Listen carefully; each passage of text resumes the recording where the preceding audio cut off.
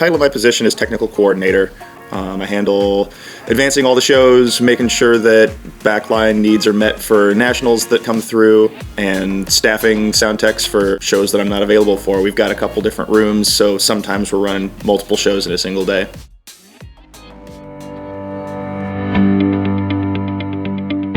I feel a little bit less comfortable working with musicians on stage as we get monitors dialed and stuff like that.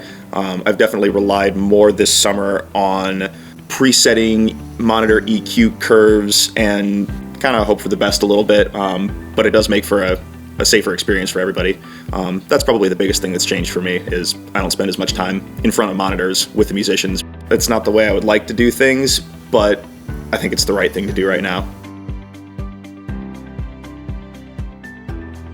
The biggest tech thing that has changed for me is I'm now responsible for this FM transmission portion.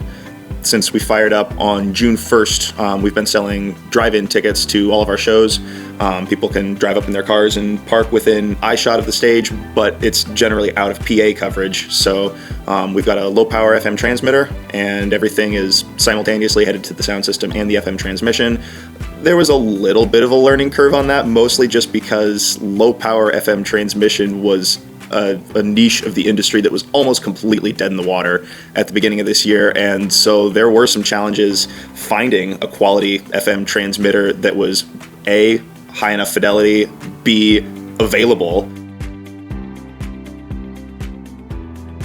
I've always used sanitizing wipes to wipe down microphones. It protects against contaminants that might be on a performer's hands or on my own hands, but obviously won't do much to prevent contaminants and aerosols from getting lodged in the pop filters. So that's kind of been the new wrinkle, and to combat that, we purchased a large supply of replacement screw-on pop filters. We use SM58 microphones, so we purchased a whole bunch of replacement 58 grills and a whole bunch of replacement internal foam pop filters. And so after every performance, I remove the grills from the microphones, and then I also remove the pop filters from the inside of the grill.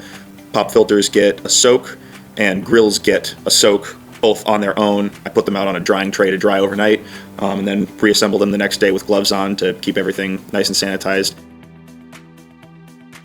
I don't know that we'll ever totally go back to normal the way that things were. I would like to think that we'll move back in that direction a little bit, but probably not for a while. I know that the big touring promotion companies are saying that things aren't going to get back to normal until 2022.